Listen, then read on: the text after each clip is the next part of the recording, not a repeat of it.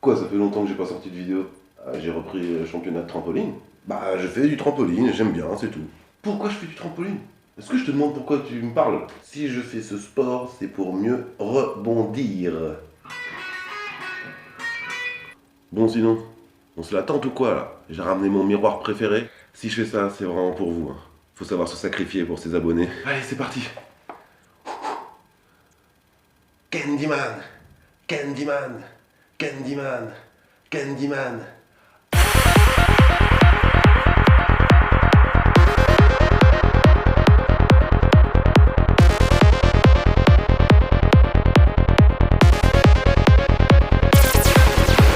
Bonjour et bienvenue dans les critiques christiques. Aujourd'hui, on va parler du film Candyman. Anthony McCoy, artiste peintre, vit à Chicago avec sa femme, directrice d'une galerie d'art. En panne d'inspiration, il découvre la légende de Candyman.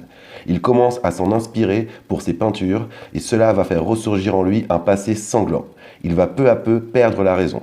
Selon la légende, on peut invoquer Candyman en prononçant son nom 5 fois en se regardant dans le miroir. Meurtres macabres et légendes urbaines se mêlent à la terreur de cette petite ville traumatisée. Candyman, qui à l'origine devait s'intituler Say My Name, est pour ainsi dire la suite de Candyman de 1992, réalisé par Bernard Rose. Son film était pour le coup un bon vieux slasher movie comme on les aime, ressemblant fortement dans le fond comme dans la forme à un Freddy des Griffes de la Nuit ou un Jason de Vendredi 13. Mais le Candyman dont on va parler a été réalisé par Nia DaCosta, à qui on doit le film Little Woods de 2018 et qu'on retrouvera à la réalisation de The Marvels en 2022. Elle participe aussi au scénario avec le talentueux Jordan Peele, dont on reconnaît fortement la patte artistique. Jordan Peele, quant à lui, a réalisé l'excellent Get Out, mais aussi Us et Antebellum. Il faut savoir que Candyman est tiré d'une nouvelle de Clive Barker intitulée The Forbidden. Dans le rôle principal, on retrouve Yahya Abdul-Mateen II, qui a joué dans Aquaman, Us et aussi Les 7 de Chicago. Il a comme partenaire à l'écran la très talentueuse Teyonah Parris, qui a joué dans The Photograph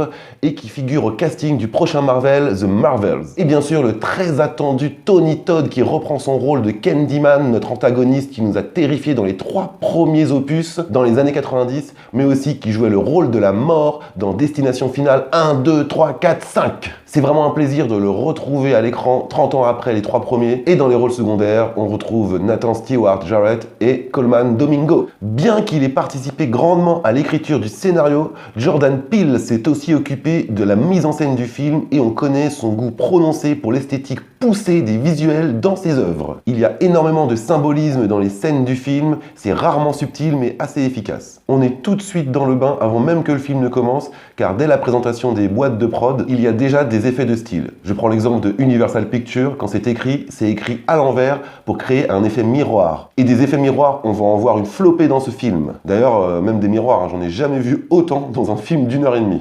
Même le tambour d'une machine à laver peut aussi servir à ça. Quand on regarde le film, on peut trouver ça un peu exagéré, mais pour moi ce n'est pas un manque de subtilité, bien au contraire, ça nous montre que le danger peut venir de partout. Après, rien nous oblige à dire Candyman 5 fois dès qu'on se regarde dans une glace. Mais dans le film, je sais pas ce qui leur arrive, ils sont toujours en train de dire Candyman. Contrairement à ses prédécesseurs, Candyman 2021 n'évolue pas du tout comme un film horrifique type slasher movie, mais plutôt comme un drame sociétal dans cette ville bercée par cette légende urbaine bien pesante et bien flippante. Malgré le fait que ce soit un divertissement avec Jordan Peele, on peut s'attendre à un message politique comme on a pu voir dans ses précédents films. Ici, on parle beaucoup de la façon dont les ghettos sont exploités au détriment de la population en majorité afro-américaine. Et donc le concept génialissime, à savoir invoquer 5 fois Candyman devant le miroir pour le faire apparaître, n'est pas du tout le cœur du film. D'ailleurs, ce n'est pas plus mal, car s'il n'y avait que ça au scénario, on tournerait un petit peu en rond et le concept s'épuiserait assez vite. Du coup, même si ce qui se passe dans cette ville est surnaturel, on est volontairement ancré dans la réalité grâce à beaucoup de plans larges sur les bâtiments. Il y a aussi beaucoup de plans fixes pour montrer l'urbanisation de cet ancien ghetto restauré par les plus riches. Et d'ailleurs, on voit que Jordan Peele nous fait passer un nombre incalculable de messages à travers ses mouvements de caméra. Travelling, zoom arrière, zoom avant, plan séquence, tout y est. Dans ce film, même s'il faut invoquer Candyman pour le faire apparaître, on a sans cesse l'impression que Candyman observe nos héros durant tout le film, grâce à un jeu de caméra très intimiste. Et nous, spectateurs, on regarde le film à travers le prisme de son regard. Sans en avoir le talent ni l'expérience, on sent que Jordan Peele apprécie beaucoup Kubrick et Hitchcock. Grâce à sa maîtrise de la caméra, il arrive à oppresser le spectateur même quand Candyman n'est pas là. En revanche, il soigne tellement chaque scène du film qu'on en oublie d'avoir peur. Pourtant, il est connu pour faire peur différemment qu'avec des jumpscares, en développant notre peur primale via des angoisses lancinantes qui ne cessent d'évoluer. Hélas, pour ce film, ça n'a pas marché sur moi. En revanche, les rares scènes horrifiques avec un Candyman presque suggéré sont assez réussies. Et Tony Todd, 30 ans après, fait toujours aussi peur, d'autant qu'on ne le voit pas souvent de façon frontale, ce qui rajoute un côté ennemi invisible. Et ça peut faire son effet. L'acteur principal, Yahya Abdul-Mateen II, n'est pas hyper convaincant, hélas. Par contre, sa partenaire à l'écran est juste parfaite. Il y a quelques rares incohérences aussi dans le film, mais ça nous fait pas sortir du métrage, donc ça passe. Comme ce film est une suite de Candyman de 1992, on n'échappera pas aux flashbacks.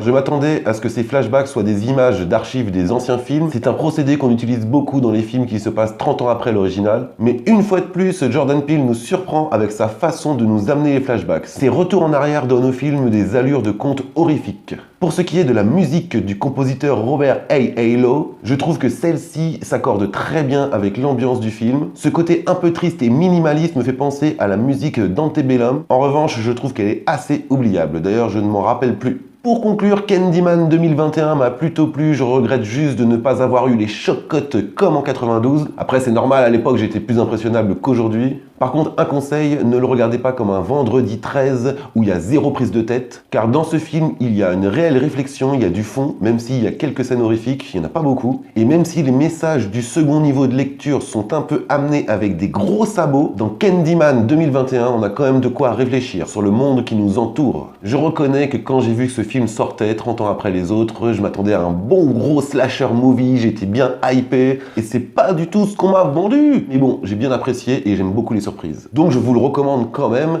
et si vous n'avez pas vu les 3 Candyman des années 90, ce n'est pas grave, car dans cette suite, il y a beaucoup de scènes d'exposition pour expliquer la légende de Candyman, et comme je le disais, il y a beaucoup de flashbacks, donc don't worry, be happy. Voilà, c'est tout pour moi, j'espère que vous avez apprécié cette vidéo, n'hésitez pas à laisser un commentaire, un pouce bleu, partagez en masse cette vidéo, et si vous n'êtes pas abonné, je viens chez vous, je cherche un miroir, je dis 5 fois Candyman. Vous pouvez aussi me faire un don Tipeee, même 1 €, ça fait plaisir, il y a le lien sous la vidéo. Vous pouvez aussi me suivre sur Twitter pour plus de news. Allez, je vous laisse, ciao ciao!